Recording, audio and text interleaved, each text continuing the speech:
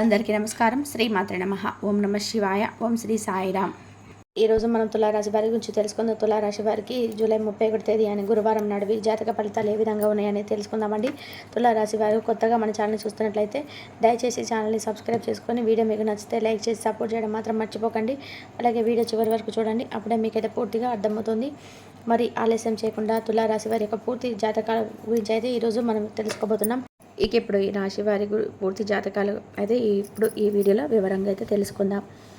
గతంతో పోల్చుకుంటే రేపటి రోజున మీకు ప్రతికూలతలు అనుకూలతలుగా రేపటి రోజున ఎక్కువ కనిపిస్తున్నాయండి. అయితే మీరు చేయాల్సినటువంటి వీరికి జరగబోతుంది కనుక తెలిసి నిజంగా ఆశ్చర్యపోతారు, అంతేకాకుండా ఆనందిస్తారు. కొన్ని ప్రతికూల అలాగే అనుకూల సంఘటనలు అయితే రేపటి రోజున మీకు ఎదురు కాబోతున్నాయి. మరి రేపటి రోజున మీకు ప్రతికూలమైన సమయాన్ని అనుకూలంగా మార్చుకోవడానికి కూడా మీరు ఏం చేయాలి, ఏం చేస్తే మీకు రేపటి రోజున అనుకూలంగా ఉంటుంది, అలాగే మీరు ఎటువంటి శుభవార్తను వినబోతున్నారు, ఎవరి ద్వారా ఎటువంటి ఇబ్బందులు రేపటి రోజున మీరు ఫేస్ చేయబోతున్నారు, ఆ ఇబ్బందులు కలిగినటువంటి కారణాలు ఏంటి, ఆ ఇబ్బందుల నుండి మరలా మీరు ఏ విధంగా బయటపడాలి అనేటువంటి విషయాలు కూడా తెలుసుకోండి. ఇక రేపటి రోజున మీ సొంత వారే అంటే బంధువులు కావచ్చు, లేదంటే స్నేహాభిలాషులు కావచ్చు, లేదంటే మీరు బాగా నమ్మినటువంటి వ్యక్తులు కావచ్చు, మిమ్మల్ని చాలా విధాలుగా అన్ని రకాలుగా నలుగురి ముందు మిమ్మల్ని పరిహాసం చేయడం కానీ, లేదంటే మీరు చేస్తున్నటువంటి రేపటి రోజున మీ సొంత వాళ్ళే అంటే బంధువులు కావచ్చు, రేపటి శ్రేయోభిలాషులు కావచ్చు, లేదంటే మీరు బాగా నమ్మినటువంటి వ్యక్తులు కావచ్చు, మిమ్మల్ని చాలా విధాలుగా అన్ని రకాలుగా నలుగురు ముందు మిమ్మల్ని పరిహాసం చేయడం కానీ, లేదంటే మీరు చేస్తున్నటువంటి వర్క్ పరంగా కావచ్చు, లేదంటే మిమ్మల్ని ఏదైనా ఒక ప్రాబ్లంకు మీకే క్రియేట్ చేసేసి మిమ్మల్ని అంత చేశారనేటువంటి ఉద్దేశంతో ఒక మంచి అంటే తెలియనటువంటి మీకు వారి యొక్క ఉద్దేశం ఏంటనేది ఇన్ని రోజులు కూడా మీకు తెలుసుకోలేకపోయినటువంటి వారి ఉద్దేశం రేపటి రోజున బయలవుతుందన్నమాట. అంటే ఇన్ని రోజుల నుంచి వీళ్ళ మేము నమ్మాము, వీళ్ళ గురించి మేము ఇంత మంచి ఒపీనియన్ ఉన్నాము అని చెప్పేసి వీరు షాక్ గురవుతారనమాట. అంటే ఇంకా మనుషుల మీద, సమాజం మీద మీకు పూర్తి నమ్మకం, అలాగే ఒక మంచి భావన అనేది రేపటి రోజున మీకు తొలగిపోతుంది అనమాట. అంటే మనుషులు ఇటువంటి వారా, మంచిగా ఉన్నా కూడా మనకు చెడు తలంపు పెట్టేటువంటి మనస్తత్వం కలిగినటువంటి వారా అని చెప్పి మీరు చాలా ఆశ్చర్యపోతారు. అది కూడా మీకు దగ్గర బంధువులు కావచ్చు, లేదంటే మీరు బాగా నమ్మినటువంటి వ్యక్తులు కావచ్చు. ఇటువంటి విషయాల్లో కొంచెం మీరు రేపటి రోజున వారి పట్ల ఓవర్గా రియాక్ట్ అవ్వబోతున్నారండి. అరుస్తారు, అలాగే గొడవ పెట్టుకునేందుకు సిద్ధంగా ఉంటారు.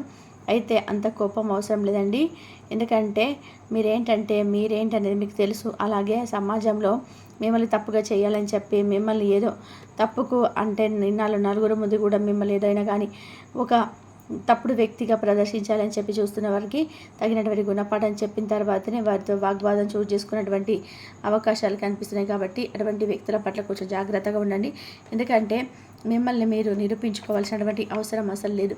ఎందుకంటే మీరేంటనేది మీ మనస్సాక్షికి తెలుసు. కాబట్టి మీరు ఆ తప్పు చేశారా చేయలేదనేది సమాజం తెలుసుకోవాల్సినటువంటి అవసరం లేదు. మిమ్మల్ని మీరు నమ్ముకోవచ్చు, మీ మనసాక్షిని నమ్ముకోవచ్చు. ఇక్కడ నుంచి మీరు చేయాల్సిన పనులు ఏంటంటే ఇతర వ్యక్తులపై పెట్టుకున్నటువంటి నమ్మకాన్ని మీ మీద మీరు పెట్టుకోవాలి. మన మనసు చెప్పినటువంటి మాటలు మనం వినాలి. ఇక వీరు కళ్యాణకు అంటే కాలు దువ్వేటువంటి రకమే, కానీ మనసు మాత్రం చాలా వెన్నపూస అని చెప్పుకోవచ్చు. ఏదైనా ఒక గొడవ అనేది వీరి దాకా రాకపోతే వీరు ఎవరు జోలికి వెళ్ళరండి. వీరిని కనుక కావాలని చెప్పి కదిలించుకొని మరి ఎవరైనా కానీ గొడవ పెట్టుకోవాలన్నా, లేదంటే వీళ్ళతో ఏదైనా చెడు అభిప్రాయంతో వీళ్ళతో మాట్లాడినా కానీ వీరు అస్సలు ఊరుకోరనమాట. కయ్యానికి కాలు దువ్వేటువంటి రకం అనమాట. అలాగే ఎవరితో కూడా అంటే ఎవరిని అన్నరు చటుక్కున ఎవరితో కూడా అనిపించుకోరు, చాలా సైలెంట్గా ఉంటారు. అలాగే ఏదైనా కానీ భగవంతుడు రాసి పెట్టుంటే మన దగ్గరికి వస్తుంది, లేకపోతే లేదని చెప్పి చాలా కూల్గా ప్రశాంతంగా చెప్తారు. ఎదుటి వ్యక్తులు కూడా చాలా బిజీగా ఉంటారండి రేపటి రోజున.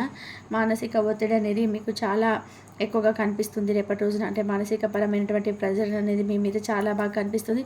మీరు చేసుకోవాల్సినటువంటి పనులు ఏంటి అంటే రేపటి రోజున ఉదయాన్నే చక్కగా నిద్ర లేచిన తర్వాత ఇంట్లో ముందుగా దీపారాధన చేసేసుకోండి. చక్కగా దీపారాధన చేసుకొని మీ ఇష్టదైవానికి కానీ, లేదంటే దత్తాత్రేయ స్వామి వారికి సంకల్పం చెప్పుకోండి. స్వామి, మా పరిస్థితి ఇది, మాకు మనసు నిండా కూడా చాలా భయంగా ఉంది, మమ్మల్ని ఏదో విధంగా కాపాడండి. అలాగే మాకు వచ్చేటువంటి ఇటువంటి ఈ రోజున మాకు ఏదైతే మేము ఎదుర్కోవాల్సినటువంటి సమస్యలు, కష్టాలు, లేదంటే ఇంకా ఏదైనా మమ్మల్ని ఇబ్బంది పెట్టాలని చెప్పి చూసేటువంటి మనుషులు వాళ్ళందరినీ ఉంచి కూడా తప్పించండి స్వామి అని చెప్పి మనసారా వేడుకోండి. ఇక చక్కగా దీపారాధన చేసుకున్న తర్వాత దీపారాధన చేసిన దాంట్లో ఒక యాలక్కాయ కానీ లవంగాన కానీ వేసి చక్కగా సంకల్పం చెప్పుకొని రేపు స్వామికి ఇష్టమైనటువంటి శనగలను కానీ లేదంటే స్వామికి ఇష్టమైనటువంటి తీపి పదార్థాన్ని ఏదైనా కానీ నైవేద్యంగా పెట్టి అది కూడా వీలేకపోతే బెల్లం ముక్క 2 సార్లు నైవేద్యంగా పెట్టండి. మీ మనసులో ఉన్నటువంటి సంకల్పాన్ని స్వామికి చెప్పుకోండి. బయటకు వెళ్ళే ముందు మీ జీవిత భాగస్వామి యొక్క సలహాలను తీసుకోవడం వల్ల రేపటి రోజున మీకు బాగా ఉపయోగపడతాయి. అలాగే మీకు భవిష్యత్తులో ఇంకా మీరు వేసుకున్నటువంటి ప్రతి ప్రణాళిక కూడా రేపటి రోజున అమలు చేయడానికి సిద్ధపడుతున్నారనమాట. చాలా రోజుల నుంచి మీరు చాలా తక్కువ అంచనా వేసినటువంటి ప్రతి ప్రణాళికను కూడా అమలు చేయలేకపోయామని చెప్పి బాధపడుతున్నటువంటి రోజు చాలా ఉన్నాయి.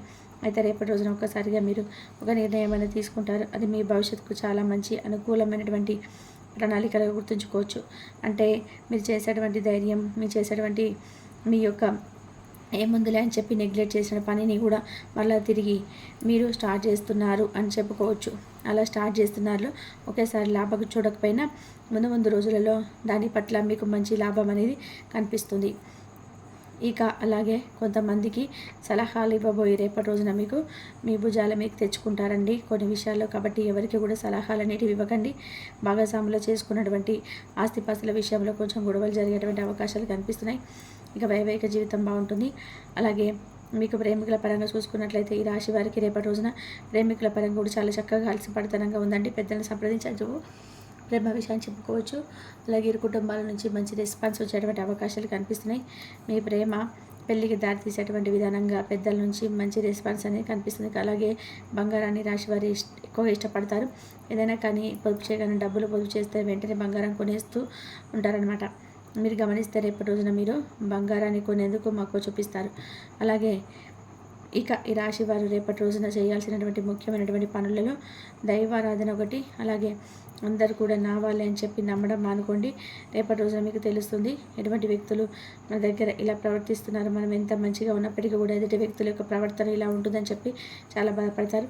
ముందు రోజుల్లో మీకు అది ఒక గుణపాఠంగా కూడా మారబోతుంది. ఇక అలాగే పరమేశ్వరుడి యొక్క అనుగ్రహం అనేది రాశి వారి పుష్కలంగా కనిపిస్తుంది. కాబట్టి ధ్యానం, అలాగే స్వామివారికి సందర్శించేందుకు ఆలయానికి వెళ్ళేసి స్వామివారికి చక్కగా అభిషేక ప్రియుడు కాబట్టి స్వామికి ఏదైనా అభిషేకం చేయించుకోవడానికి కానీ లేదంటే నుదుటిన రేపటి రోజున మీరు విభూతి ధారణ చేసుకోండి. అలాగే విభూతితో అభిషేకం చేయించుకోండి స్వామికి. అలా చేస్తే పరమేశ్వర అనుగ్రహంతో మీకు వచ్చేటువంటి చిన్న సమస్యలు కూడా పూర్తిగా తొలగిపోతాయి. అలాగే రేపటి రోజున చిన్ననాటి మిత్రులను కలుసుకుంటారు. సరదాగా కుటుంబ సభ్యులతో కాలక్షేపం చేయడానికి బయటకు వెళ్తారు. విహారయాత్రలు చేయడానికి ఉన్న వారికి కూడా రేపటి రోజున మంచిగా ప్రయాణాలు కలిసి వస్తాయండి.